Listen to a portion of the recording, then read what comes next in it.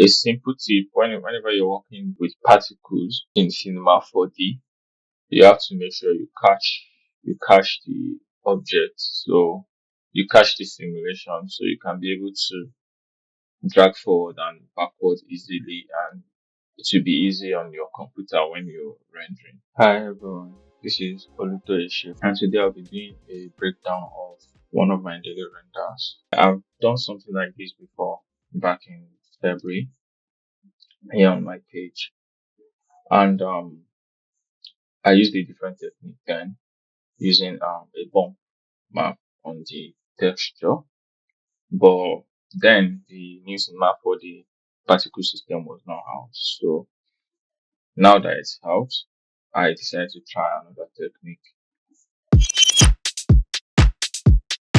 So there's something called mesh emitter in Cinema 4D particle system.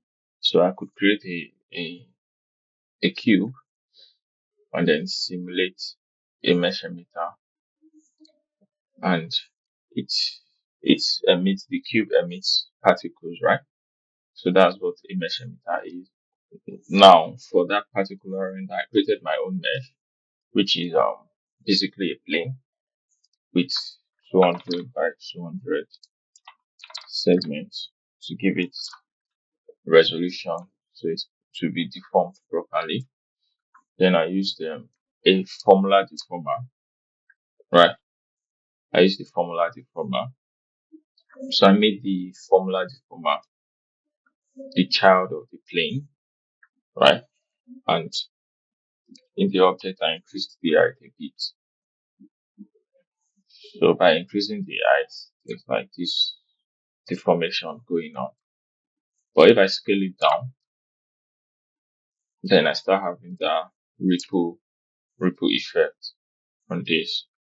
And then if you like, I left mine this way, but if you like the deformation to be contained, you can just use a field, like a spherical field, and it just contains the stuff wherever you want it and all. So after that, I connect object plus delete. So we have like a full mesh. So this is a mesh on its own, and it can be manipulated or do anything to it. So with it being selected, I go to simulate emitters and a mesh emitter, just like the cube earlier. So the particles, which is the sand in this scenario, emits from the plane. So I made sure my emission mode is in short, and the count is like let's say 1,000,000. It's just for illustration purposes. And then in the properties bar, I make sure the speed is 0. So whenever the particle is emitted, it stays on the surface. And then once I click on play, you can see we have the particles on the surface of the plane. So I can hide my plane here and you can see this particle forming. So this is like our sand, basically. So that's how the sand was built. This is the setup for the daily render, basically. So that's how this particle was formed. And then I got a stone model from here from Sketchfab. I got this stone model and just picked it up from there. I can actually build this stone myself, but I was trying to save time on the render, so I just got a model and placed it on this. So if you look at the mesh emitter, based on what I said earlier on the emissions, I used 50 million particles here. Okay, no, 5 million. Yeah, 5 million particles. And then short, you can see speed is 0. But then another thing I didn't show in the previous one is the colors. But I was trying to use this type of colors for the render before, but I changed my mind and I didn't, so I just override it with a texture basically. Showing our render view now.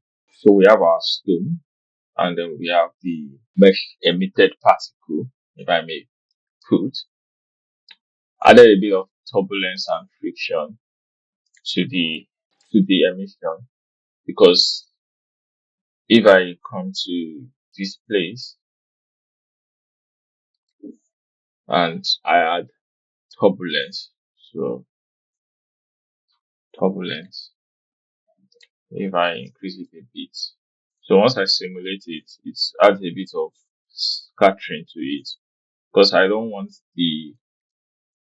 I didn't want the sound to just be like static and feel like mashed. So basically added a bit of turbulence to just add that, you know, randomness to it. And then I added friction to reduce the speed of the randomness a bit and all. So that's why you can find this guy here. So um we have the particles, we have the stone. Then I'll proceed to break down how I texture it. Basically, the texture I use for the sand is just a basic Redshift standard material with white color and nothing else, nothing more. Okay, I changed the RR to 1.5 to the roughness is default, and basically that was what I did. I didn't really do anything much with the sand texture. I got this stone texture from GSG. It's what driving these white dots on these stones. So it's basically like a terrazzo texture from Grayscale Gorilla. And then I, channel it into a wrap and then into a color layer node. And then I have another concrete texture also from Grayscale Gorilla pump into the color of the color layer node. So I'm trying to mix these. These are like two different textures. So I'm trying to mix them to form one texture. Basically, that's why I used color layer node to blend them and then pump it into the diffuse layer. And then I use a roughness. This is the roughness. Sorry. So I use the roughness of this texture to drive the overall roughness of the stone, which I really like. And then I use the bump map from the terrazzo texture and on Maxon noise to drive little bumps on it. And then a quick note here, whenever you're using a normal map as bump texture, make sure like in your bump node, you change the input map type to tangent space normal to get the best results. And also, apart from your, um, apart from your diffuse texture, which can either be set to auto or sRGB, anyone works.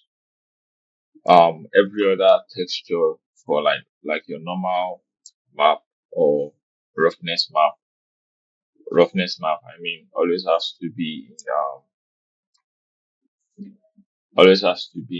raw.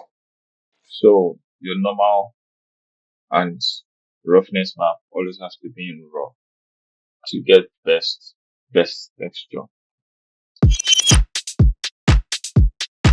I basically just use a dome light with an HDRI from Grayscale Gorilla, their creative studio, and then I used two area lights basically. So if you switch to your top view, you can see one of the lights is here and the other is here. So one from from an angle from the top and then one from this angle.